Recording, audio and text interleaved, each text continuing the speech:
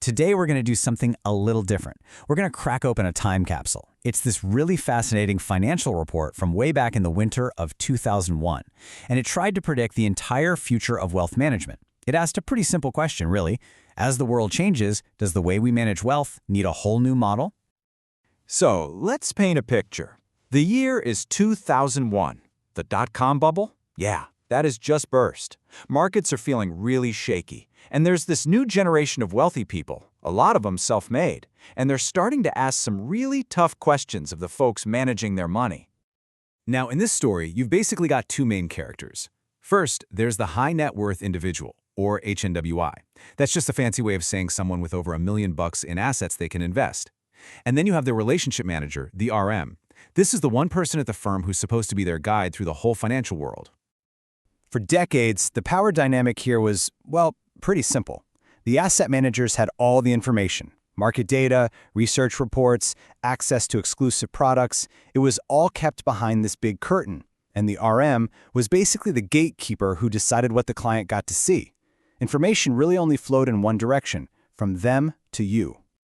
But by 2001, this report found a huge problem. They called it a disconnect.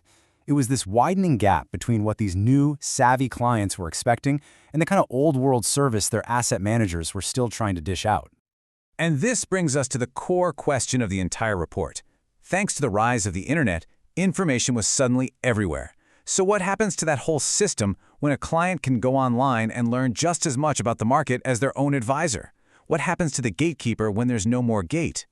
And man, this slide just lays that disconnect out perfectly. On one side, you see what clients were demanding. They wanted a real partnership. They wanted to get into higher risk investments. They wanted to pay fees based on how well the manager actually did. They wanted control.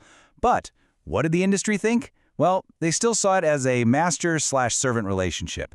They thought clients were scared of risk, and they wanted to keep leading all the decisions. I mean, we're talking about two completely different worlds here.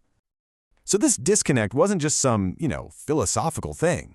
It showed up in two very real, very concrete places: how you handle risk and how you get paid for it. Let's dig into that. The data on risk is it's wild. Take a look at this. A whopping 68% of asset managers believed their clients were getting more conservative with their money. But in reality, 62% of the clients themselves said their appetite for risk had either stayed the same or actually gone up. And the most shocking number of all, only 5% of managers actually read the room correctly. Talk about a dangerous miscalculation. And the second big point of conflict was fees. I mean, this quote from the report just says it all. Clients wanted to pay for results. If you make me money, you make money. Simple, right? But the industry was stuck on the old model, just taking a percentage of the total assets no matter if they performed well or not so well. Okay, so another major symptom of this whole disconnect was technology. While clients were diving headfirst into the internet, the wealth management industry, well, they kind of saw it as nothing more than an expensive digital brochure. This quote right here from the report is so telling. To us, today, it sounds absolutely unbelievable. Most asset managers see little competitive advantage in internet service provision. They just saw it as a cost, like paying the electricity bill, not as a revolutionary tool that could change everything about how they served their clients.